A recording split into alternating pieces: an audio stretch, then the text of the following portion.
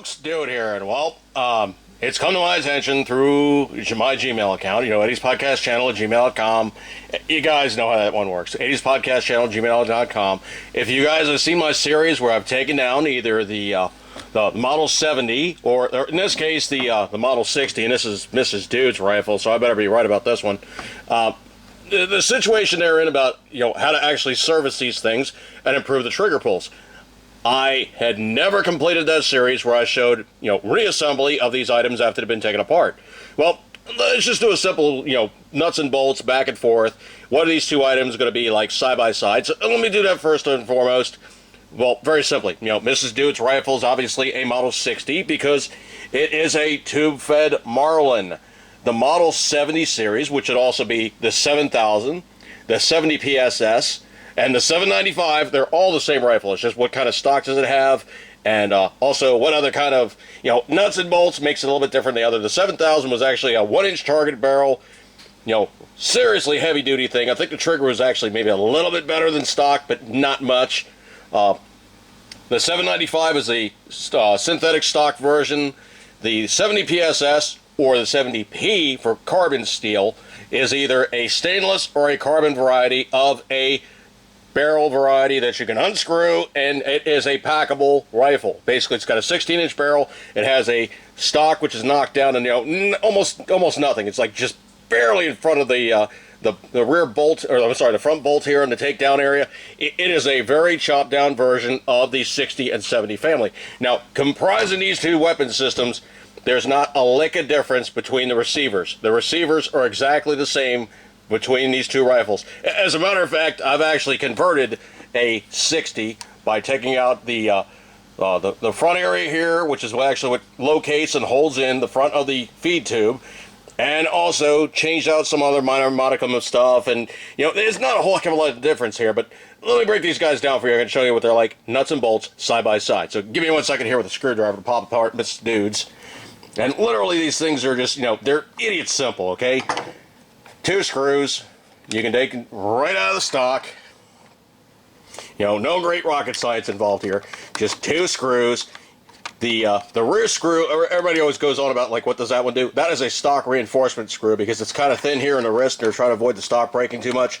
So that's what that screw does. It really doesn't do anything else but simply make sure that these things don't break as easy.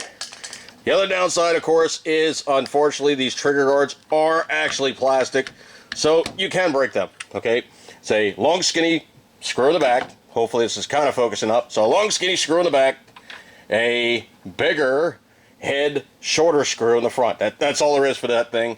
It's a wood stock, nothing crazy. This stays attached because it's got a front screw. In a 70, this actually has a steel plate, which covers up this area. It overlaps this guy, basically has a slot for the magazine, which also allows the magazine catch, and also which goes up. Now I'll show you what that other part's attached to. So I'm obviously going to have to get Mrs. Dude's rifle correct, or I'm going to be in a world of hurt, because that's her gun. She doesn't shoot a lot, but it's her gun. Okay, so comparatively, let me just pop these 2 lower receivers apart. You guys can see what I'm talking about. So there's a plastic push pin. That's all it is. That comes out. The lower receiver comes off. The upper receiver stays in the rifle. So that is a 70 style lower receiver on top. Let me get this one out the way. On the bottom, of course, is a 60. Now, there are other versions of this that was older, and, it really was just like a gradual progression of these things. They really, Marlin's kind of lazy. I mean, the thing about it is they made these things so backwards compatible that there's a lot of carryover. Okay, now you have to be really careful about this. I've done this a number of times, so I know how to do this being careful. You really want to take out the feed tube first. Reason being is almost always, let me take out the tube and I can show you what I'm talking about here. Reason being is because every time they take these things apart, it hooks into the feed throat. So you have this little follower guy here, and if you're not careful, you can break them. On the earlier ones, this was a really thin piece of plastic. It was easily broken. So always take out the feed tube before you take apart a 60. Just, I've done it enough times that I know how to do it. Basically, you want to get down the rear of the receiver and slide it off, but it's still going to hang up on this slightly. Just be careful about that. Okay, so obviously, the 60, you can take out the bolts, you can basically clean up the, the upper receiver, all that stuff. That's the easy part. But here's the thing that we need to get into. Okay, the differences between these two lower receivers, and let me throw them a little more light here. You guys know I'm really still getting used to the new place, so, you know, I don't know this basement quite as well as my previous basement, so hopefully that is enough light source. Okay, lower receiver on the 60. The biggest difference, let me get this guy out the way here. Biggest difference on a 60 receiver versus a 70 receiver is going to be this feed throat. They do or do not have this lock last shot bolt hold open, and I'm doing it with both of these so you guys can see what I'm talking about here, but that is a later version of the lower receiver. The earlier ones did not have the hold open. That one obviously needs a spring on there. I got to find the spring and put it back on board.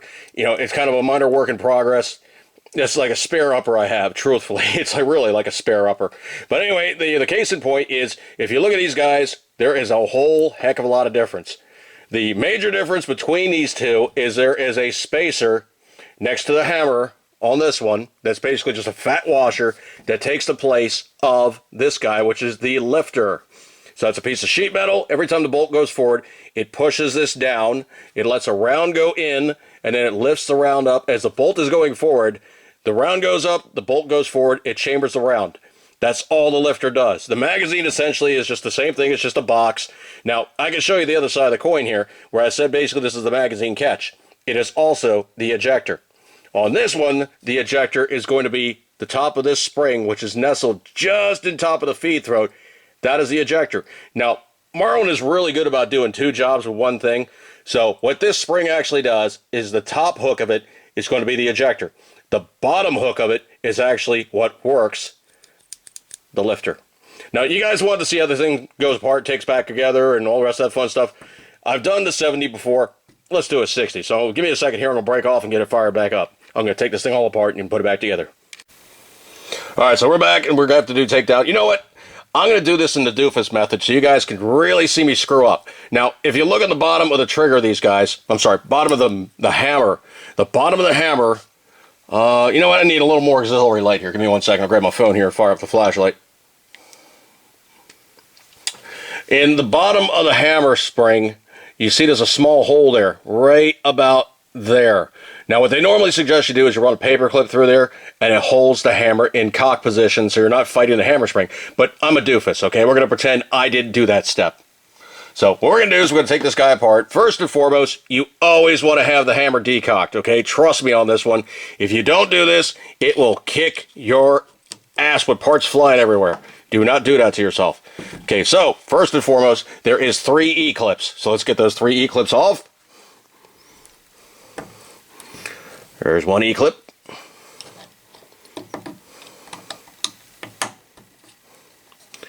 Two E-clips. Now, be very careful with these guys because they're really small and very easy to lose. There's 3 E-clips. They're little guys about, about a 1/4 inch in diameter at best.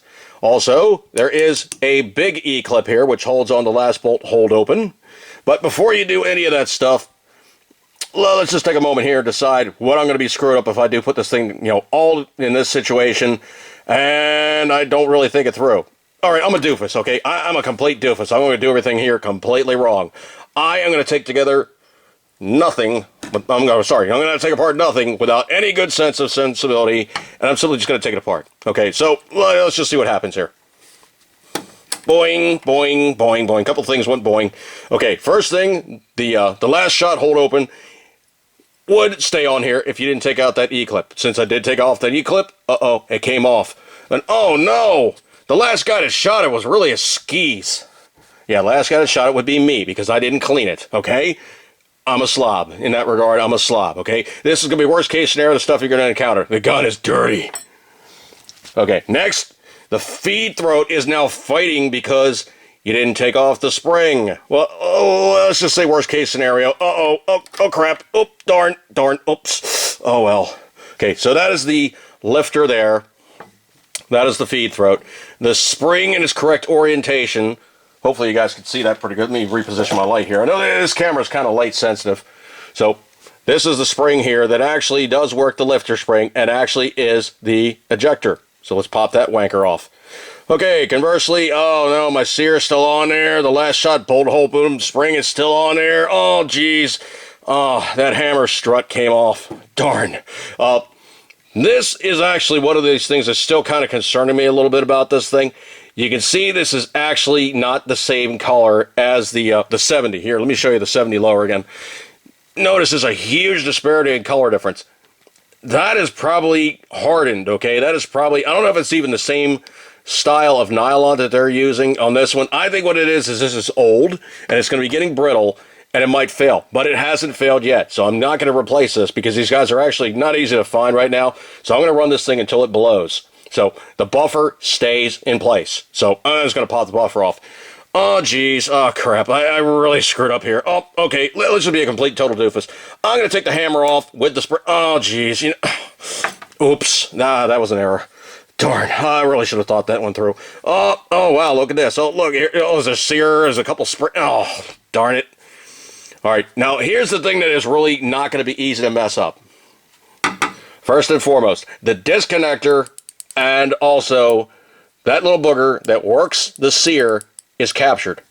Now, it's either riveted on or there's going to be another small E-clip that holds this guy in place in the earlier versions. In the later versions, it's actually riveted together. In the previous series, I showed you guys how to pop that sucker off and basically put it back together.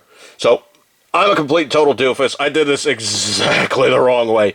All right, now, how do you get yourself out of this situation of which you've just placed yourself upon? Well, first and foremost, I really wish I had more paper towels.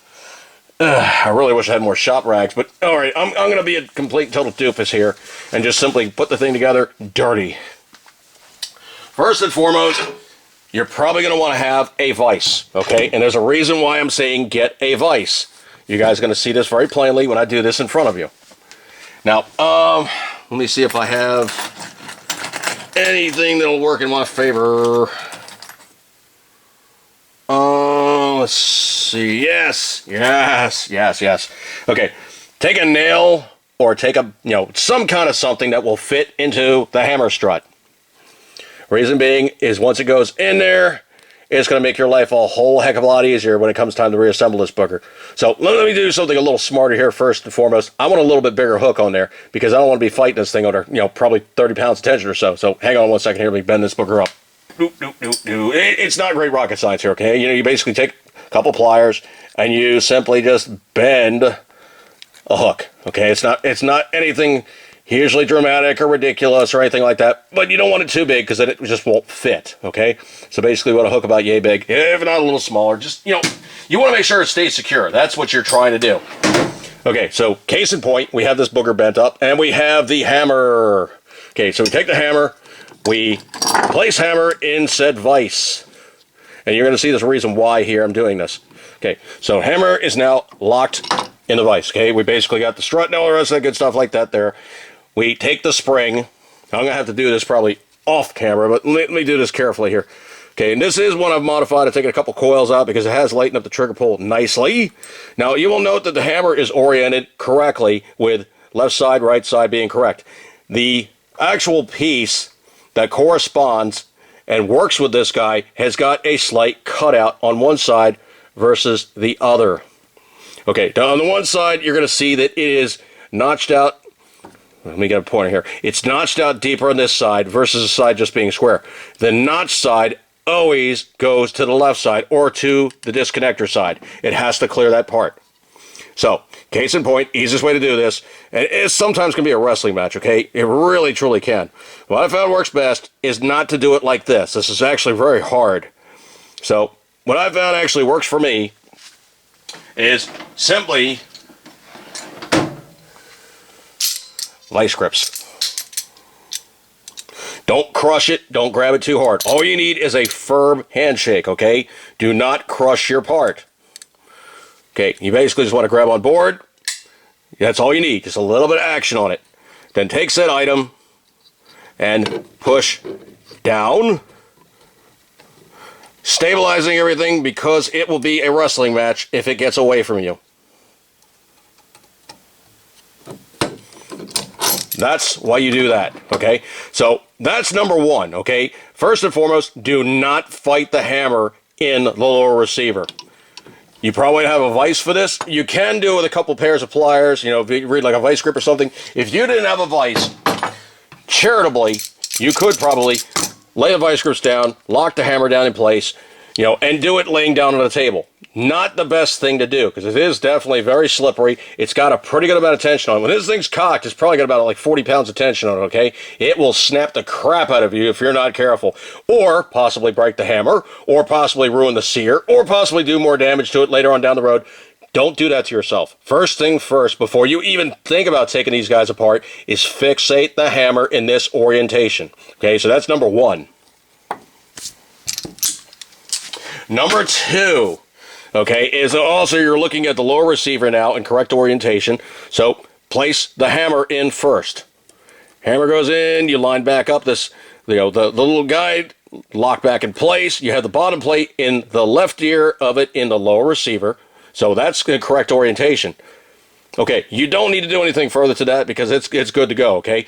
Now the sear actually has a couple things that it is got to orientate upon. If that disconnector is pushed forward, it will now allow you to reassemble it. You're going to have a wrestling match. Number one, put one leg. There's two legs of this sear on the lower receiver. So put one ear on this pin, okay? The orientation of its spring has to be like this. So you want to have the long end facing forward, the short end facing straight up. Place it on the pin inside of the sear. I'm trying to do this with like camera kind of in the way, so that's one reason why I'm having a little bit of problem here. Okay, now the last shot bolt hole open spring, it could go either flipping way. It is not going to hurt anybody's feelings. Put it on next. Push the sear all the way down until it bottoms out. It's going to go all the way down to the bottom, and it will stop against the inside of the left side of the lower receiver. Number two, place this guy, which would be the spring and also your ejector for your lifter. Place that on there first. Point both those guys up. Then take, oh yeah, I got this thing really dirty too. I really need to clean it. Okay. A little bit of a clean freak thing here. Okay, take your lifter. Your lifter orientation will be with the ski ramp facing up always. It goes right next to the hammer. Take your feed throat, place it so the lifter is going into the slot. There's actually a slot there. Place it up, and you'll notice there's two holes. Those two holes line up on those two pins. So it goes on, the two pins line up. Everybody's home, disco, all the rest of that good stuff like that there. Everything will bottom out. It wants to go into the correct orientation. Do not worry about the sear spring. Do not worry about the bolt hold open spring. Any of that stuff. Worry about that later. Okay, now, right side of the lower receiver, you wish to flip it over and have the outside facing out. First things first, you're going to have to put the last shot bolt hold open back into place. So it goes back on in its hole, which is not going to be that hole, that hole, that hole, but that hole. A lot of these that don't have the last shot bolt hold open, you're skipping some steps here. Don't worry about it. They're all roughly about the same deal. Now, to keep my life a little easier, I'm actually going to put the E-ring back in that holds the last shot bolt open back in place, so it's not falling out as I'm trying to reassemble this guy. So do that first.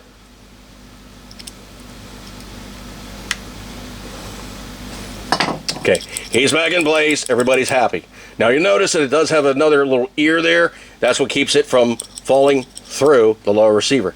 Okay, here's the deal. Line up on the back pin first. Kind of wiggle, kind of jiggle. Get everybody all lined back up. Put this thing together like this first. Well, hang on a second. I'm forgetting something. I'm being a dumbass. Don't forget your buffer. Okay, your buffer goes on the last pin. Okay, I'm being a doofus. Like I said, I'm working with the camera in the way and trying to make things work. Okay, E-clips. Now, what I usually do for the E-clips is it really doesn't matter which way you point them. Just make sure they're on there. They click. It's not going to be either a loud click or like a ridiculously obnoxious click, but as you push them in, they'll go tick. You know, they'll just kind of, you know, you'll feel them click in place. Sometimes they click, sometimes they don't click, but you will know when they bottom out because they lock down in place. Done. Okay, now, here's the kicker. If you wish to make your life easy, here's the order which I found works best for me. first and foremost, this guy is just going to be flopping around, you know, the spring for the lifter and all the rest of that stuff. Worry about the last shot bolt open spring very, very, very last. Do not mess with that.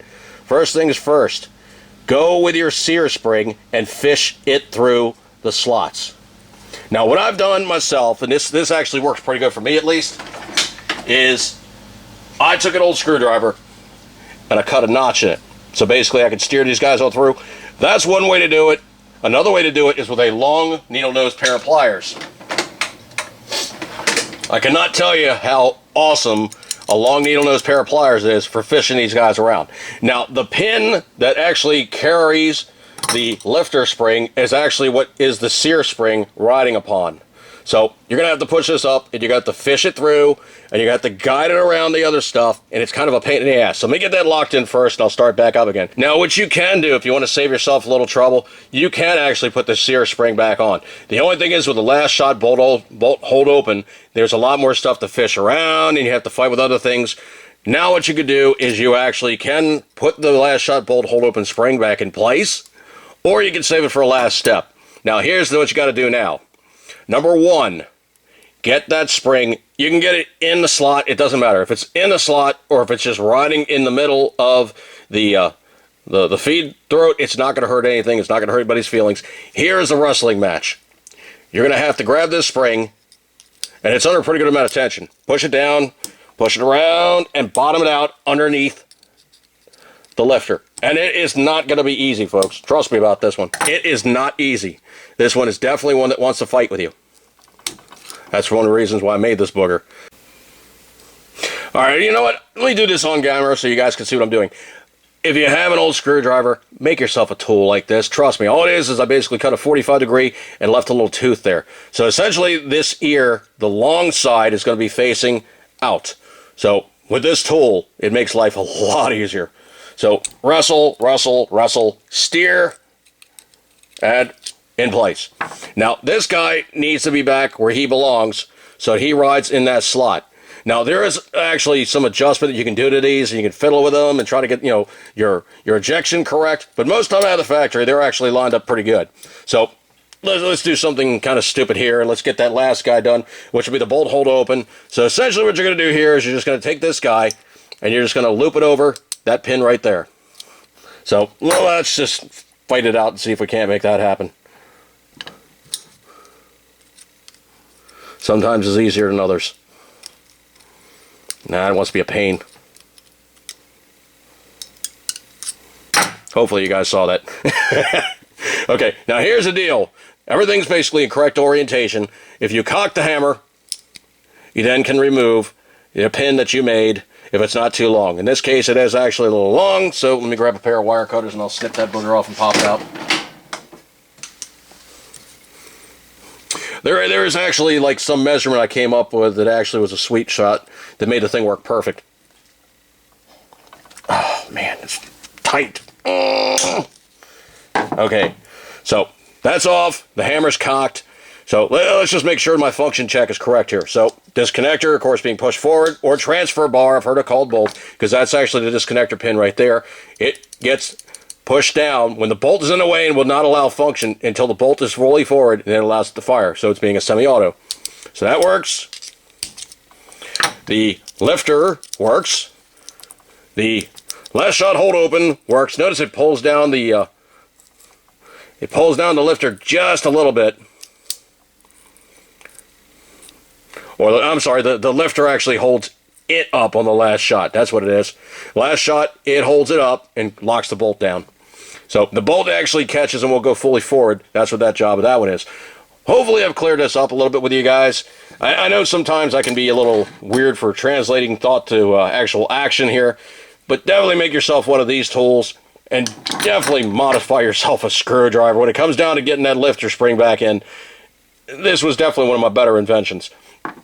Now, the actual difference between these two items essentially is because you have a Model 70, 75, 795, 7000, or 70P, or PSS, the major difference on these two is, of course, if you do have one of those, the feed throat is not going to be in here. You're going to have a magazine guide with a feed ramp, and you're going to have the ejector and the magazine catch all in one piece. This thing comes out as one whole assembly, and there's a cross pin that holds the ejector and mag catch, which is one big piece of sheet metal. That's all it is. But all three of these parts come out together, and you lose some issues when you went from a 60 to a 70. That's the major difference. Otherwise, the assembly on this one is exactly the flipping same. The other thing, too, is if you don't have a last shot bolt hold open, you lose this part, you lose the E-clip, and you lose the spring. Now, the thing is, on both of these rifles, the last shot bolt hold open functions exactly the flipping same. The major difference is how the spring's set up. There's a slightly different spring setup on this one, because actually what this one is it's actually a little plunger, and that's really all it does. I mean, it holds it open or it holds it closed. That's the only real difference. This one actually has a little coil spring that actually pulls it back when it's not being used. It's actually under a pretty good amount of tension on the 60 versus the 70. 70 actually just kind of clicks up or down, kind of like a really light switch. This one's actually got some tension to it. The other thing, too, is if you have an older rifle, the receiver plates are thicker. They needed to have more room for the stuff to actually work in the same design. So what they did was they made the plates thinner, and they gave room to use the last shot bolt hold open. And that's what they did. They made everything thinner, so it actually gave more room for the other stuff to get put in place. Now, hopefully I've helped you guys, and hopefully it translated somewhat. But what it is essentially, in terms of actually taking these things apart and putting them back together, is it's pretty much just knowing where to pull, where to push, and also what is under spring tension will bite you if you don't pay attention to it. Hopefully I've helped you guys. And thank you guys so much for tuning in and all the great attention on my channel. I'm never fail to be amazed with just how much attention you guys have given my build to modifying the 60s and 70s lower receivers and polishing up all the parts and everything. But I really, truly appreciate all your kind attention on that one. I'm going to break off on this one. But hopefully I've helped those people who are completely screwed. And I think I got a clean Mrs. Dude's rifle. I'm going to hear about it. Let me break off on this one, folks. Eat good, keep it a 10 ring, and as always, you know it, you love it. Gun goodness. See you guys. Alright, you know what I probably forgot? I probably forgot to show you guys what a 60 looks like when it locks open on the last round with the bolt hold open. So, here you go. Bing, bang, boom. Last round. Feed it, feed it, feed it. Pull the magazine back up. Got new stuff. Ready to rock. Have a good one, guys.